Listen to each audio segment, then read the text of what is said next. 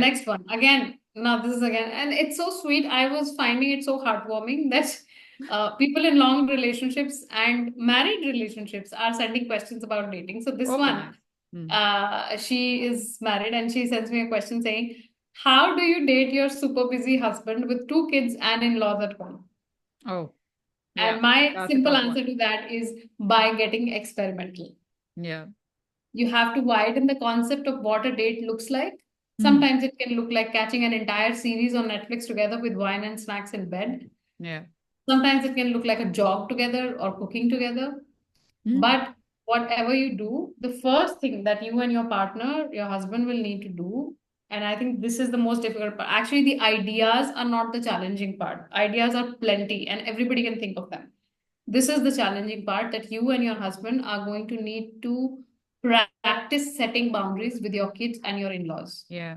If you keep giving it because it makes you uncomfortable, Hmm. nobody is going to just hand over the time that you need together. And Yeah. that's not because they genuinely want to keep you apart or they don't want to give you personal time, it's because Hmm. everybody else also wants your personal time. Yeah. Absolutely. Nobody Yeah. just, hands it over. Hmm. You have to honor your own need for that time together as a couple. Yeah. You have to throw that parental guilt away. Your children will not be scarred for life if you take them out of yourself in a week, trust me. In fact, Yeah. they will be rewarded with a set of parents who are well connected. Absolutely. Similarly, your parents, in laws, will not be offended for life if you go on a date, even though it may look like they are sulking. मतलब अब तो क्या है, बच्चे हो गए। हाँ क्या अब है क्या और डेट है? मतलब घर में नहीं बैठना है क्या जरूरत है बाहर जाने की I know that happens and हाँ। I you know just because it's happening, it's not a indication for you to not do what you are going to do. Yeah. That's a reaction. Every reaction need not have a opposite or like a continuant reaction from you Or an explanation. or an explanation. Yes. Yeah. The important part of being in adult relationships is to consciously recognize when it is important to fuel the relationship, to nourish the relationship, even if it means dealing with another person's expectations firmly. Hmm. Firm expectations, setting firm boundaries does not make you Bad disrespectful, person. Yeah. does not make you a bad child or a bad Hmm. mother or a bad father. uh, yes, temporarily somebody else might interpret it like that, but again, that's not in your area of control anyway. Yeah. Exactly. I What do think you think? I think also the fact that as a couple, then I'm assuming it's coming from one of the person in the relationship. It's also important as a couple to prioritize yourself, each other, and your own self, Yeah. right? I mean, you should know that in this moment or in this time that we're going to set out for ourselves, we are priority number one. That everything around us works because we work, right? Your kids work and they have a great life because you work as a couple. Your parents are taken care of and all of those things. And it's a happy, big family most of the days is because you're working.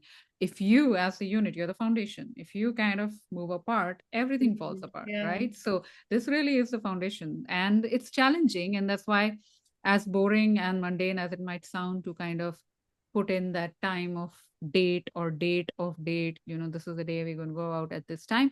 There is a lot of logistics which is going to be involved. Mm. Just kind of share that bit and get going. Maybe you speak to the children and your husband speaks to his parents, and you say that this is important and priority. You might have to do those mundane things, but when you step out, just forget about everything. Mm. Just forget that you have kids. Just be interested in each other and keep that communication going. I think that really is the crux of any relationship, right? I mean, to be able to say that, hey, you know what, this is priority for me and I hope it is for you also. Let's make this work. And that becomes like your dance of a date. And it's like you're making time, and it's like this young age where you're actually moving away from parents and sneaking out and kind of doing that. Just make it fun like that. Don't make it like a task. It gets, Absolutely. as I feel like too much, you won't want to do it again.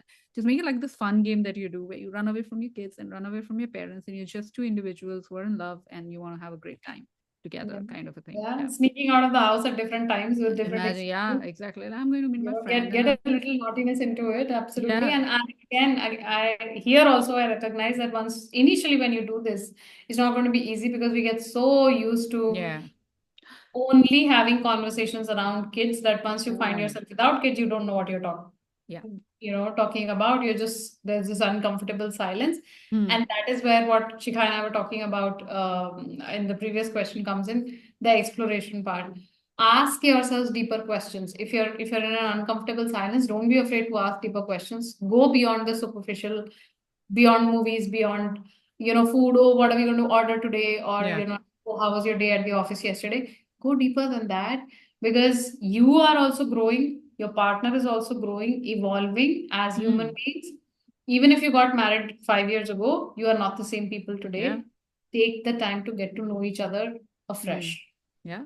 Absolutely. That gives you a lot of conversation points if you're Yeah. out without kids and you're finding it difficult ki ab kya baat kare. But yeah, just ask them, what do you see different in me? How do you think I've evolved? How do you think I've grown? Ask positive questions to get positive, and not like, what do you think I can do better? You don't want to do that in the first couple of dates, maybe eventually, but when you Yeah. step out the first time, just, let them also give them an opportunity to see you differently. And there are like so many fun, deeper questions that can be asked, right? Yeah, Like, what is, like I was asking you in the beginning, right? Like, what are your fun date memories? exactly. Yeah. Or like, what is your best memory from school?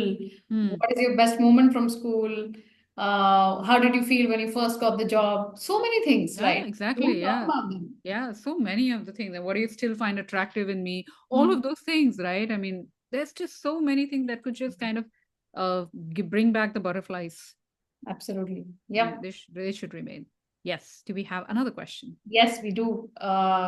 This is a young person, and Mm. she says, I kind of despise dating because I fear the investment of time, the pain, the rejection. But I also want to date because there is so much possibility. How do I Mm. navigate this? Ooh, what will you tell And her? I think this is a beautiful It was question. a nice question. So Like, relevant. I think everyone's yeah, facing it. very beautiful question. It highlights the constant push and pull between connection and protection a lot of us go through, and what we Mm. were just talking about a few minutes ago. Yeah. Especially if we've been hurt before, then we keep doing this push and pull between connection and protection, wanting connection and then also wanting to protect. And here I would just like to talk about my favorite aspect of intimacy, and that is the difference between being vulnerable and being fragile. Yeah. It's okay to anticipate hurt and rejection, but do you fear that you are going to be shattered by it? Then you are confusing being vulnerable with being fragile. Like what Mm. Shikha was saying, that be vulnerable and it's fun. And if that scared you immediately is not fun, it's scary, then you're probably confusing it with being fragile. Yeah. Fragility means that if I am not met with the response immediately the way I'm wanting it, it's going to break me. Mm. Why? The gift of trust is actually a strength that you have, everybody Yeah. has, Mm. and you hold the key to it. Yeah. So when you offer this gift of trust and it is not valued or received how you thought it would be, Mm. there are only three questions to ask actually. One, what was it about this person that made them the wrong recipient for this gift? Again, a very objective assessment. Why did this person turn out to be the wrong recipient of the gift of my trust? Second, what was it about me that made me want to offer it before checking for their bandwidth to receive it? Mm. And this is not to blame yourself or fault finding or to shame yourself, but actually, again, doing a very, very mindful assessment of, okay, what was it that made me so impatient to offer this even before I had given the person a chance to prove themselves that they can take it? Yeah. And finally, the third question, do I still want to offer the gift to this person? Mm. Or do I want to pick it up and I want to find a more worthy recipient armed with the knowledge of the previous two questions? Yeah. That's all you need. That Mm. is it. You don't need any complicated hacks and tips and tricks to navigate this connection and protection. Yeah. You need this mindful awareness of, one, that I have the strength or I have the power, the control, the key to offer my gift of trust. And second, if it doesn't work, then I need to examine, I need to explore, why did I offer it here, why did the person not receive it, and then where do I take it next? That's it. Yeah. It's as simple. Yeah. What do you And think? Do you have I something? think, yeah, and this is brilliant, and it is so relevant because at the end of the day, everything boils down to trust, right? The Mhm. success of everything boils down to the trust and faith that you have in another, but also in yourselves, Yep. and allowing yourselves the compassion that you could make a mistake, right? And There is going to be a learning, and you learn from there, and you'll meet another person. But the most important thing that I think I probably want to, moving forward from what you said, is that all of this takes time. Hmm. Yeah, the more you Yeah. rush the process, the more annoying the process becomes. And the constant thing that, okay, not this, then quick next. That's what also makes it very, very draining, because every person that you're going to meet with is going to take in some of your energy, Hmm. and you're going to share some energy. Hmm. Now, if you constantly are meeting people initially, you're in that phase, I have to figure out. So you're constantly draining your energy out, right? You meet one, you go on 3 dates, you meet another immediately, you go on 3 days, you're constantly draining. You're not having the time to replenish yourself so much because you're not even nurturing something. Nurturing is an important part of replenishing something. So the rush that we have this timeline to figure it out. And I always tell this to people who are even looking to get married. We so kind of this by the clock is ticking, that we are in a rush, but you rather have the clock tick till you have figured out than find that the clock stops after you get married, right? So take the time before, even if it means giving it a little more time and taking a little more time to get married, than regretting it after you get married, saying that, oh my God, I never even looked at it because I didn't have the time to do it. Yeah. And that kind of just makes it tough. But like she said, I mean, also knowing what are you dating for? Are you, depending on what age you are at, are you dating to get married immediately? Are you ready to give it a little bit of time? Are you looking at a partnership, looking at companionship? All of those aspects, they change the way you kind of date, right? Mhm. It's kind Um, of like, makes me think it's like as if I planted a sapling, a flowering plant, and then I watered it for like 5 days, and then I said, "Oh, it's not giving me the flowers I want." And then I'm going to move on and plant another sapling, and yeah, then I'm going to do the same thing with that. And then at the end, I stopped nourishing that one, and I moved on to another one. And I think at the end of it, I'm going to be left with six half nourished plants with no absolutely. flowers. And we must not forget that trees take the longest to actually sprout. And you're trying to build a tree because you want it to, that's what a relationship would look like, right? It's something that's a place that you would sit down under and have the shade. You're not looking to grow wheat. A wheat grows really quickly. So, Hmm. Hmm. so the time is an important part of the entire work around relationships. And I think that's crucial. So, yeah, I Yeah. mean, take the time, don't rush it.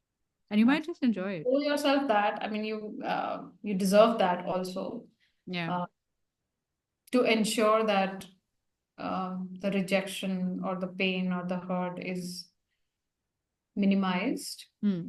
Take the time. You take the time to vet the person, to kind of um, see, invest. And I know the idea of investment also scares a lot of people. Who like, okay, what if I invest and that they don't turn out to be the right person, Yeah. and then I have to do all of that all over again? Hmm. But instead of looking at it as wasted effort, we have to start reframing it as data collection. Yeah. Or getting to know myself better. Exactly. And you did not waste anything. You lived an experience. And until you got hurt, it was a good experience. Yeah. Don't negate that either. Like, your life will be a collection of these experiences at the end of the day. And if you only remember how you felt at the end of it and forget or negate all of the stuff that led you there, then you are either going to make the same mistakes the next time, or you're also going to deprive yourself of allowing yourself to enjoy while it was good. Yeah, exactly. And I think it also, like, one thing that I always tell anyone who talks to me about this is the fact that the information about oneself is very, very important. The Hmm. trust that we talk about, the faith that we talk about. Yeah. You can't get into something believing that someone's going to come into your life and make you happy. That's never happened. The moment you say that, you are setting up for disappointment, and over and over and over again. That's not going to happen. Um, and also, why I say self work is important, because we have to stop taking rejections personally. Hmm. The best of Exactly. the people in the world get rejected because not everybody is meant for everyone. It's as Oh. simple as that, right?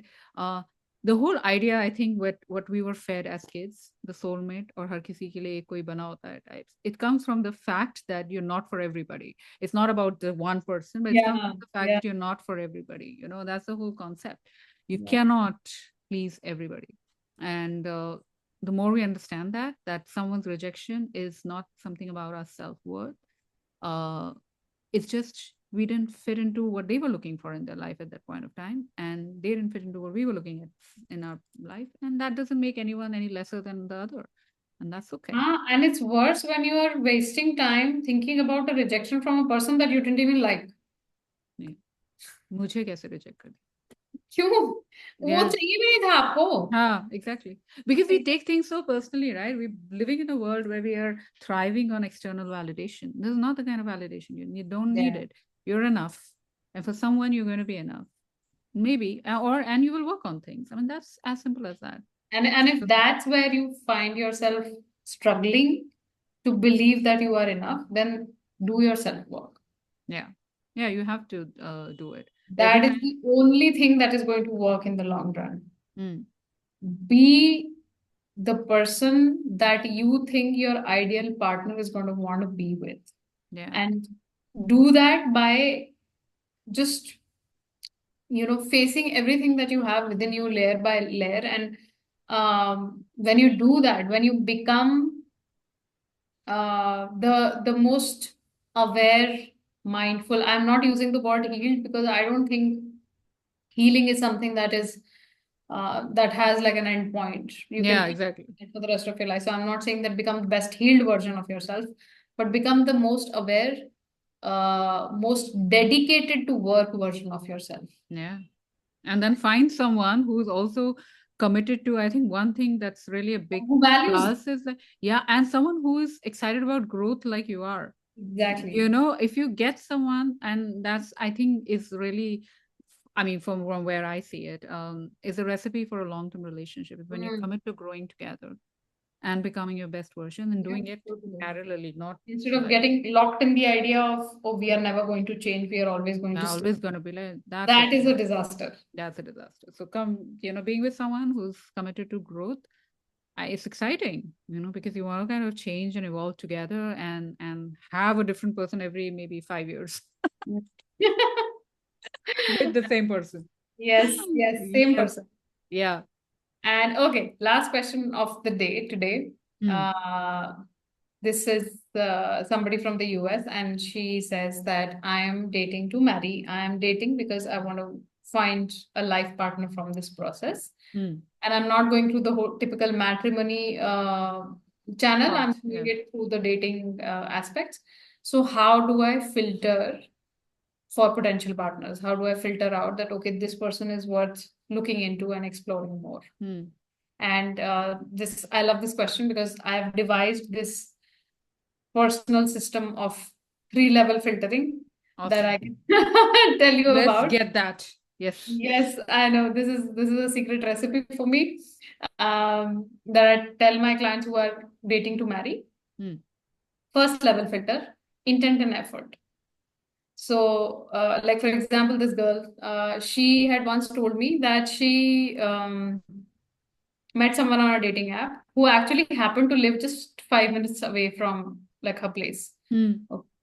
But he would not make a plan to meet 2 weeks, 3 weeks, four. मतलब वो महीने महीने निकल जाते थे. He would not make a plan to meet. And then Hmm. there was another guy she met simultaneously on the app who lived on the other side of town, but who would, even if it meant meeting for like a later show or like a late dinner or whatever, he will come straight from work, but he will make the time.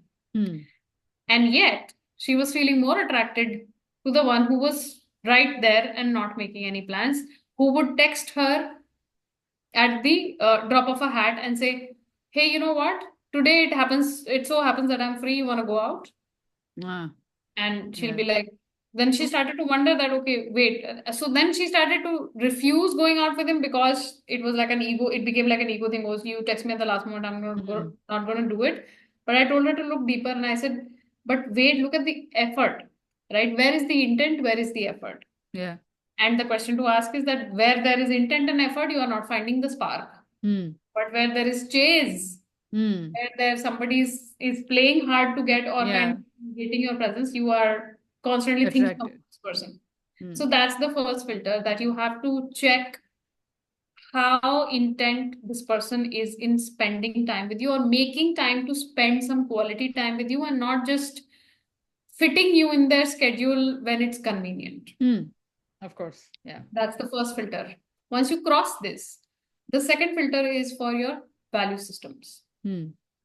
How aligned are you in your value systems about what you find important in your life, or what are the principles, philosophies of life that you live by? Hmm. um, what are the kind of families you've been raised in, and what values have those families imparted to you?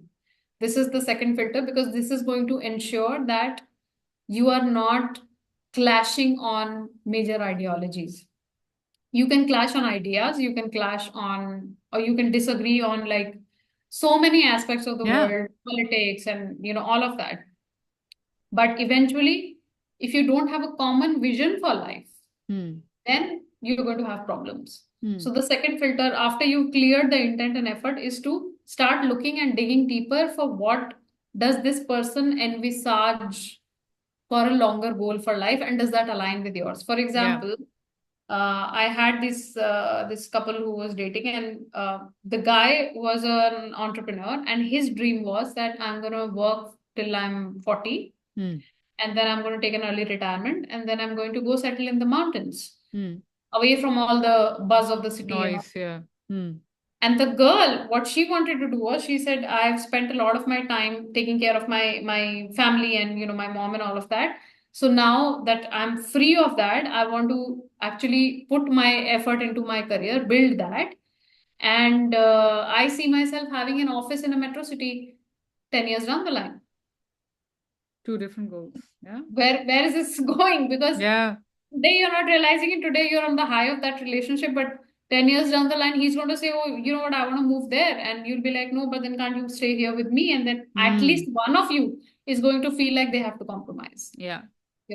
Whereas if, let's say, there is a common vision for life, that we don't know where we want to live 10 years from now, but what we do want to do is create a body of work together where Hmm. we are merging our careers and doing something together. That Hmm. itself is sort of like a common goal, Yeah. right? I'm Yeah. giving examples here. Of Hmm. course, it looks different for different people.